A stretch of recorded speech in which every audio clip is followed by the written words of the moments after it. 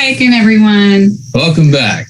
We're glad to have Dr. George Kirley back to tell more missionary stories and his life and adventures in his storytelling. We are currently in Crimea, Ukraine, where George and his wife, Laverne, lived for 20 years and served for 5 more years after Russia took over Crimea. The theme today is Tabatha. We'll let George tell more about that and introduce our special guest, Andrei Taran. All right. Tabatha. It's about Tabatha. And what is Tabatha? It's a name that comes from Acts chapter 9, verse 36 through 41. In the city of Joppa, there was a follower named Tabatha, whose Greek name was Dorcas. She was always doing good deeds and kind acts. And it goes on to tell about how she died. And people were pleading for Peter to hurry, please come to us. So he went to them, but when he got there, she was already in the upstairs room, was dead and was washed and, ready to be wrapped and put in the tomb. And everybody was standing around crying, especially the widows. And they showed Peter the shirts and the coats Tabatha had made when she was still alive. The story continues where Peter brings Tabatha back to life, and everybody rejoices. So because of Tabatha or Dorcas, fame for making clothes for people, we adopted that name for the ministry where clothing would benefit many other people. The vision for Tabatha was that we would have a nationally governed, executed ministry based upon the sale of good used clothing that would then profit various ministries that a council or a group would determine who would benefit from it. So basically, the idea was to turn good used clothing into transformed lives. It's a long story. There's a short story. There's short stories embedded in this story, just like everything else I've had to tell you, right? So we're going to talk about how this vision came to fruition. It began with how can we help students of Crimean American College, later part of Commonwealth and National University in Crimea, to be able to afford college. And so we developed scholarships. So the first recipients were to be the students of the college. But this extended to both the net profit in finances and the clothing itself to the poor, the poorest of the poor, the blind, the handicapped, and the orphaned. And we'll say a bit more about that later. So the vision, the name, but we needed somebody, a national, to direct, to manage, to do something to implement the vision. And we ended up calling Andrei Taran. And so he's our special guest today. Andrei, say hello to the listeners. Hello, George. Hello, Sarah and Mike, and good day to everybody who listens to us. Thank you. Michael is always interested in, what's the backstory? Yeah. And sometimes these things that seldom get told are the things that make somebody more real or more knowable or just more interesting. And so there are a lot of backstories here. And one is in the calling of Andrei. Andrei was my student. He was one of my first students. And he was one of 2 people that I first baptized into Christ around Thanksgiving, quite a number of years ago now. So it's an anniversary. And it was just some days ago. Congratulations. Andrei then was my student. He was a new Christian. And he's got a little story to tell about how he ended up at Crimean American College. We had a number of students who became stellar students and went on to do good things, whose story was, I really didn't plan to go to Crimean American College, but, or I can think of two of them. Andrei, you think of Lena? Yeah, which Lena? And Kalina, that they were going to go someplace else, and Crimean American College was a stepping stone along the way, since they didn't get there to begin with. But they ended up staying, and it changed their lives.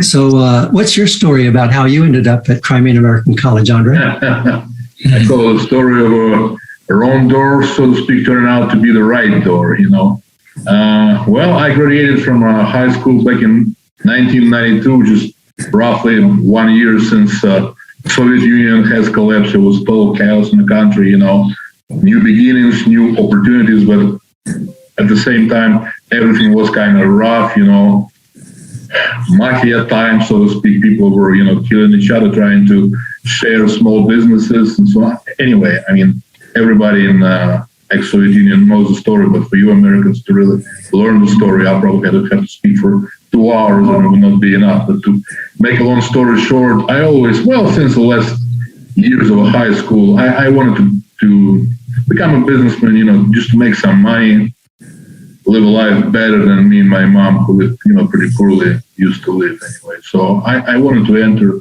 some kind of a business college, business university. I do come from a smaller city on the Black Sea coast, Yalta. We didn't really have any decent school there, so I went to Simferopol. And my mom actually heard on the radio about a certain school, and she gave me the address.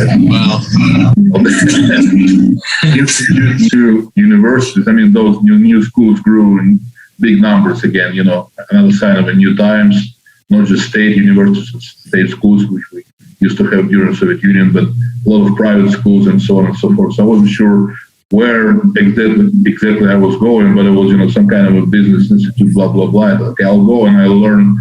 So I arrived there. So I arrived at that address and I opened the door into a director's room. It was a nice enough looking lady, Emilia Vladimirovna was her name. And then it was the first question I asked her, before I even went into much of the details about what the school was, who she was, who I am. And I said, well, is this such and such a business school? And she said, no, we are preparing interpreters here. I said, oh, I'm sorry, wrong door. I'm leaving the time. Literally grabs my hand and says, young man, if you want to become a businessman, you can always become one. But consider the new times, right now we do have a bunch of much more international contacts as we used to have. You see, Iron Curtain has fallen, the country is open for opportunities. So you need to know English, you need to study the language. And then with the language and new knowledge, consider how many more doors is going to open to you in business if you want to do the business, if you want to study business. You'll go all for it after this program. Do whatever you want, but you need to know the language. And normally, I'm very much a, purpose-driven person. I know what I want in life, I go forward, and whatever doesn't match that purpose, it's, certain stage of my life, I just push it off. But I have no idea why at that point I stood there for a second and I thought, well, she might be right. And I stayed in that school, and only later it became clear to me, why I stayed. It was literally the God whom I barely knew at that stage of my life. It was God's calling for me to stay, because just literally a year later, I met several American missionaries there, and including George Carolay, who arrived, but it was the summer of 1993 that you arrived, or I think something like that, 1994. 94, I moved there. 94, yeah, and that's when I met George, and then November of 94, he baptized me, and life started, it's a long story, life started changing, but then after I graduated while I was still at the college, I started preaching at the church, trying my very first sermons. Then I graduated from the college, and I spent about a year in Kiev and in a German seminary working as an interpreter for some German pastor. And then as I was still, working there, sometime, I believe it was the spring of 98, George actually offered to me, came up to me, talked to me about that clothing ministry. He had an idea about, selling the clothing, not just getting some humanitarian aid, from the U.S., where you can only get the clothing, donate the clothing to people, and that's all you can do with it. But he actually had an idea of getting this clothing into Ukraine as a business drive, paying all the taxes, making the contracts, paying the cost of delivery of this clothing, so on and so forth, and actually selling that clothing. So we're able not only donate the clothing, but at that point, just like you said, George, your whole idea was to make some money to help the students of Crimean American College to create so-called what later turned out to be a work-study program for students who could not afford their tuition. They could use some money. They had to work for it, of course, but then So that was the only idea back in 1998 that George had as far as, project as to what we can do with that ministry. And I kind of liked an idea. It's a ministry that was new Christian, but it's a business at the same time, so I can try myself out in what I kind of wanted to do. And we gave it a try, and only later in years we learned how much more God can do with something as simple as a clothing ministry, because what George had in mind, and God of course had in mind, was only one of the points in a list of maybe 20 or more different ministries and outreaches that we were able to participate in as a ministry. So it was a long story, but in short, that's how it started. Yeah. That's nice. Thank you for sharing. I've just made some notes of a few other things. At the end, I'll tell you a little bit more about Andrei, but we're going to save that for the end. Have them on pins and needles till then, right? You're kind of like, what's going to be said? So, Andrei, refresh my memory. This started in what year? 99?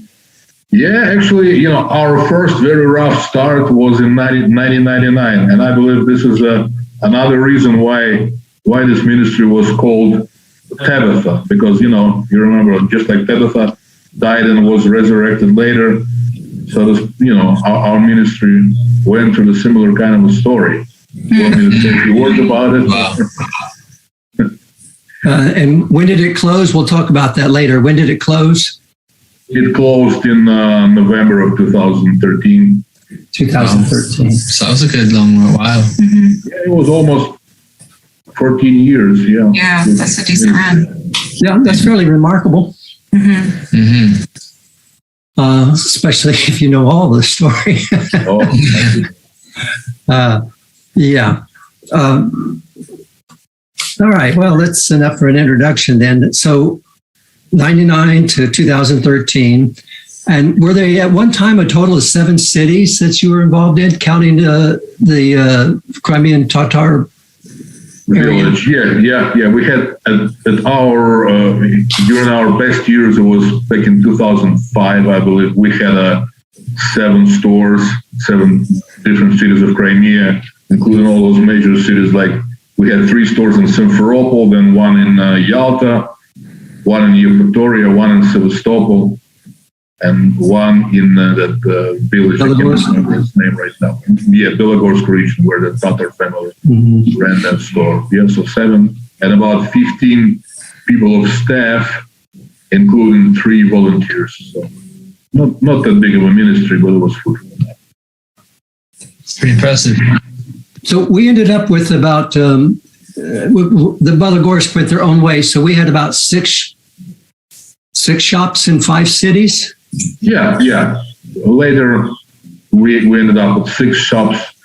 We basically, what the number of shops we had for years were those, 3 stores in Simferopol, 1 in Yalta, 1 in Sevastopol, and 1 in Yevpatoria. Those cities were serving for quite a number of years, where that Belogorsk region store didn't turn out to be that profitable, so we had to close the doors. Unfortunately, in this kind of ministry, even though the ministry is number 1 priority, in order for a store to sustain itself and remain open, it has to create enough profit financially.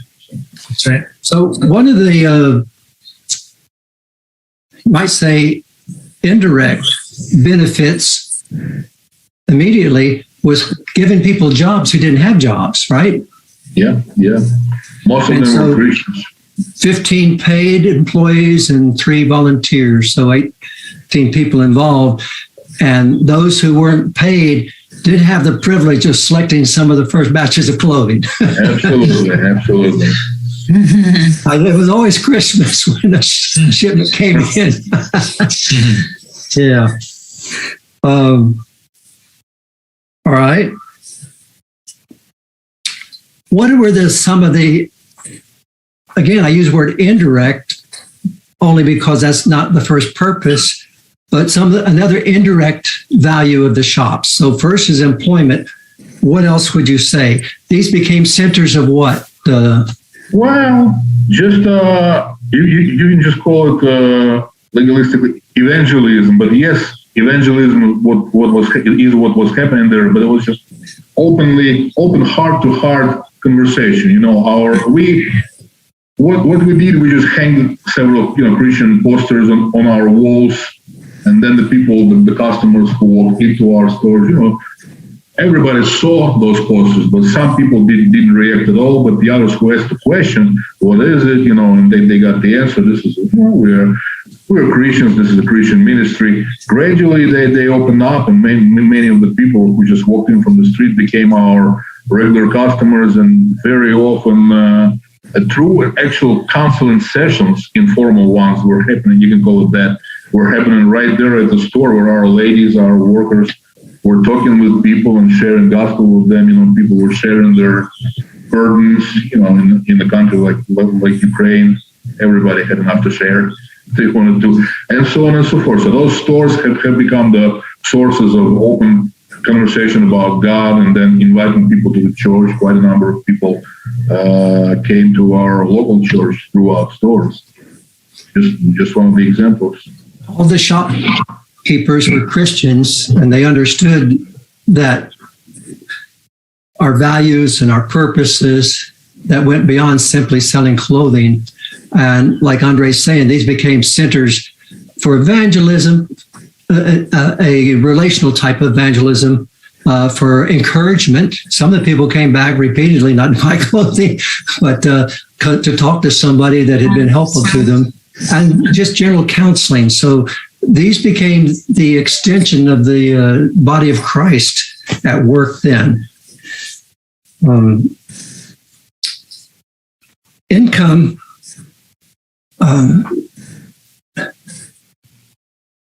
In those days, some of you, those who heard some of my earlier podcasts, know that translators got like $5 a day in the very beginning. So that's how low wages were. It grew over time, and then it jumped. But for a number of years, it was really low. And so we weren't selling clothes for much. People weren't making much, and so forth. And really, right to the end, nobody was overpaid.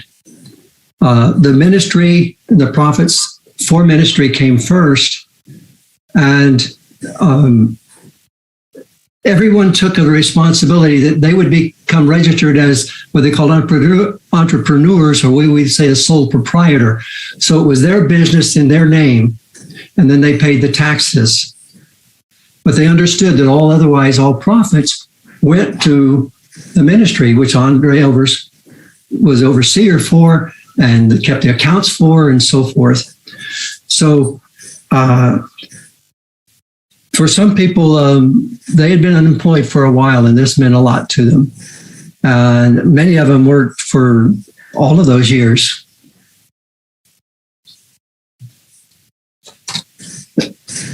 One of the things that Andrei did was to recognize that, this ministry is going to keep on going. We've grown from, one shop to a number of shops to a number of cities, and we really should have our own warehouse.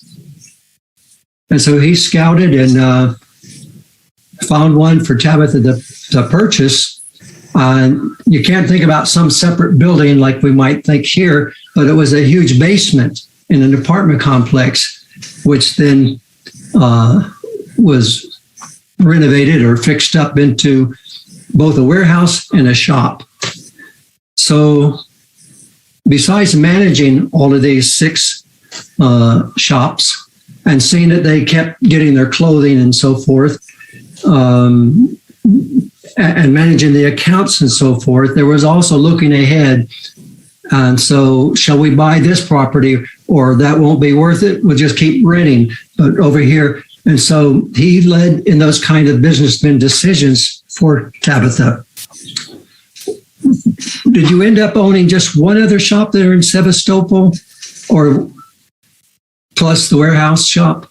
Yeah, we were only one more shop in Sevastopol, but that warehouse story actually is not a good example of how the problem was turned into a blessing, because, the reason for us, the excuse for us to start, looking for the place, because, you must realize that you will spend some money, some profit that otherwise was meant for the ministry. You agree to spend it to buy some property, but then in the long run, once you have that property and you don't have to pay the rent, you will save up so much more money, so much more profit for the years to come. But at first you have to decide, and the board has made the decision that, okay, we'll go for it. But the reason was because we were actually almost kicked out of the big warehouse facility that we were renting at that time, and we basically were facing the very real chance of ending up on the streets with the remaining bales of clothing, and having nowhere else to go. So I got the council together and I said, guys, if you wanted this ministry, if we wanted this ministry to go on, of course we need some base for it. So let's just go ahead and, set some money aside. And the prices back in those days were really, really low compared, to what they grew into later. Right now, of course, different times in Crimea, they drove too, but not back to the level they used to be back in 2001. So we purchased that facility, and it's become a real blessing, for the years to come. And yes, you're right. We bought only one more shop in Sevastopol. All the other stores were rented. When we started, or at least I can speak for myself, I had no vision of 6 shops in 5 cities or whatever. Me neither. It was, we're going to have one shop, we're going to sell this, we're going to have some scholarships. I had no idea about the number or anything else. Anything that we had was better than nothing. This is how it developed then, and how Andrei then had to meet each stage of development, each challenge and so forth. And I see I don't have it in here on my notes, but it comes up later. The challenge of customs. I'll let you talk about that in a moment, not just yet. But before we go on to some of the problem areas, I want to look at Tabatha's ministry, from clothing to change lives. Student tuition at Crimean American College wasn't high, but for some families, it was too high. We had a lot of students who would not be able to come if it weren't for some help. Now, in the U.S., we have at colleges often a work-study program where if you will work in the kitchen or in the library and so forth, then you'll get some money, or you'll get something knocked off your tuition or your housing or something. And so I thought, well, how can we do that here? And I'm sure we were the only ones in all of Ukraine that was doing this. But it was like, okay, if we give you a certain amount, let's say 25% of your tuition, then you're going to owe us a certain amount of time. If we're giving you 50%, a certain amount of your time. If we're giving 100% a certain amount of your time, the maximum is 20 hours. And they could give that, like working in our library, working in maintenance, or serving in a church. But something that we could say, this is Christian service, and then depending upon the hours you put in, you would receive that much aid. So that was our work-study program. And Katya Catherine Ustinovich was the one who caught the vision and led that and did a marvelous job of training people who had no work ethic, no idea how to do things, and they learned accountability. They learned punctuality. They learned responsibility. They learned initiative, which is a really difficult thing because, initiative is always punishable. And so how can you learn initiative and not be punished? And how can you anticipate so that you do something before you have to be asked? So they were learning these things. And when they graduated, they were head and shoulders among many other students who did not have this kind of training. They were ready for the work opportunities. So this was a unique program that at one time, in other words, in any one calendar year, we had up to 26 students in this program. Mm-hmm. That was a lot for Katya to manage and keep them all occupied, earning their credits. And Tabatha supplied all that funding, and in time, not only was able to provide a lot of that funding, but was able to fund other things that we're going to talk about. So the initial vision was fulfilled and exceeded. At the end, I'll say something more about the fruit.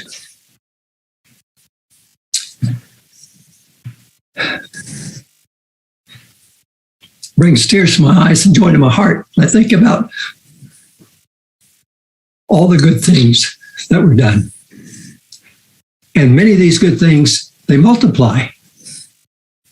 They've been passed on. Every once in a while, this Evgeny Ustinovich, Katya's husband, will say, well, I just met so-and-so, one of our former students. Or I had this student at the seminary, and he was mentored or came to Christ through one of your students, George. And so we see this passed on.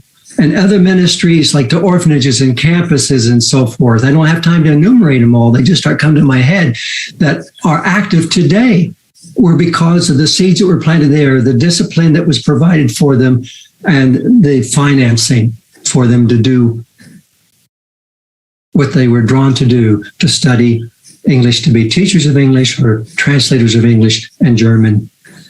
So up to 26 at a time. And the maximum we had in the school at any one time was somewhere between 180 and 200, depending upon who's counting. So what are some of the other things that we did? Well, because I won't do the screen share, but maybe you can tell this is a series of puzzles, puzzle pieces. Yes. All right. Those puzzle pieces are a part of the Tabatha clothing ministry. And they include an orphanage in the coastal town of Yevpatoria. Not only were funds provided to help that orphanage, but the shop that was operated there benefited the people involved in this orphanage because they needed to have some legal job. Without going into details of the local laws, but just giving them a shop enabled them to be able to do what they were doing. In time, it became apparent that the shop was not making enough. It really didn't deserve to be left open. And there wasn't the fullest transparency because I think there was some fear about, well, what this, what that, we can't afford to lose this shop because the orphanage needs it. And so the people taking care of it were no longer interested in salary, really. They were just trying to do something to have this official business that would benefit this foster family and this would function like an orphanage. There are lots of little side stories like this, just lots. So an orphanage in the coastal town of Yevpatoria. Simferopol Christian Church, its administration benefited. They received equipment from us from time to time and reconstruction and renovation. So a lot was done to help Simferopol Christian Church. Eurasian Apologetics Summit that Sergei Golovin, that some of you heard me mention, we're going to talk more about him later when we talk about conferences. that their first summit benefited from used clothing. That was turned like water into wine. Used clothing turned into money that was turned into ministry. Wow. Handicapped children, medical aid to individuals often, a center for the handicapped, a foster family, Shalbetskis, another foster family, Garinov, a mental institution, a home for the blind, World War II veterans. It's something when you start listening to these things, isn't it, Andrei? You know, it's like when you're in the midst of it, whatever your ministry, whatever your life, you know, that's just where you are and that's just what you do. But then later, when you step back and you look at it and you say, wow, God was at work and he chose us. You know, if I may add, George, this is Sure. probably one of the main reasons why I even refuse to call myself a director of that ministry, but actually signed as a Tabatha ministry coordinator, because, you know, I really felt that all I did there was just trying to coordinate the things and events which started to happen by themselves, basically, and all at the right time. At the right time, the right facility for a store would appear, and at the same time, 2 or 3 people would appear to work at that store. I mean, I wasn't looking for them really, you know. And then, you know, those activities, one after another, people would come to us with a request, or then, you know, somebody they knew was brought to us, and so on and so forth. It kind of grew like a snowball, and all we had to do is just to, okay, you know, what do we do to coordinate it, you know, to make it run at the right direction, you know, to balance all those expenses and our ministry income and so on and so forth. But that's all I did, just coordinated my team. But as far as, I mean, really, truly. Andrei, tell them about the time you got beds to help that home for the handicapped or the mentally ill. I don't remember. Yeah, that was a crazy story, really. I mean, it was in early 2000s that we visited that clinic for mentally challenged people in Belogorsk region of Simferopol, place called Alexandrovka. And then, you know, that was really, it was a really crazy place. I mean, the second department was for people who were sick with tuberculosis, and you should have seen that place. It's unbelievable. If somebody would tell me that something like that, even in ruined Ukraine, even in Crimea, the way it used to be back there, is possible, I wouldn't have believed them. But I saw it with my own eyes. I mean, you would enter the corridor of that clinic, and actually, I mean, sorry for such details, but human feet or snot would be hanging off the wall. I mean, there was barely anybody did anything to stain any water there. And you know, once you enter the hospital room, you would see the actual people.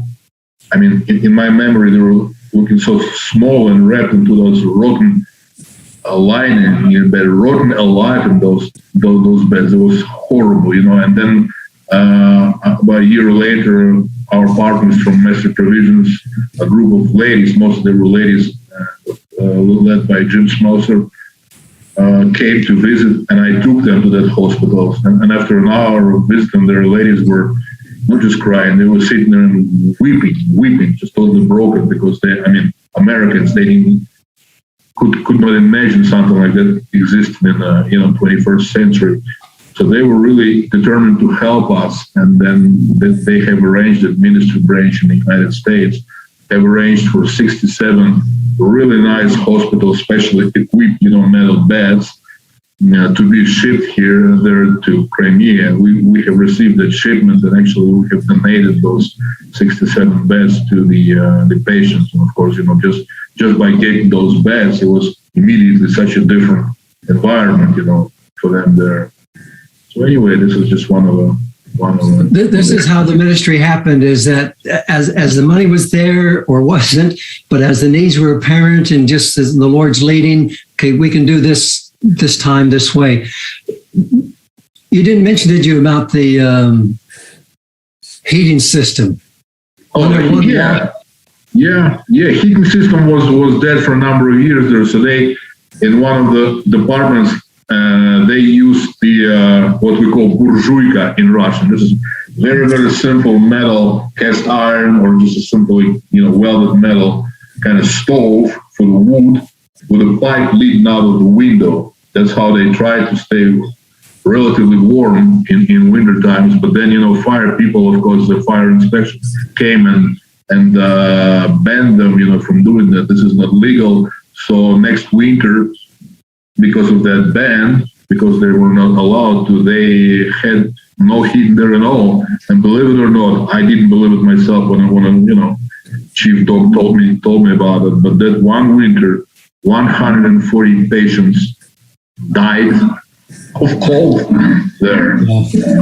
Anyway, so then after that, the officials finally allowed them to use those burzhuikas. Not that they fixed, not that anybody spent, government spent any money to actually install the normal heating system for the people, but at least they were nice enough, thank them, to let the people use those silly old Russian, system for heating.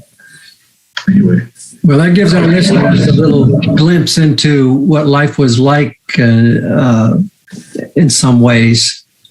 And the list goes on. World War II veterans, that was interesting that somebody said, what about the World War II veterans? There's a group of people that were in need, and so they received clothing. I'm going to say a bit more about what Tabatha had done and why it finally closed. And there's some closing comments, so probably another 10 minutes, unless I can get Andrei to tell some other stories.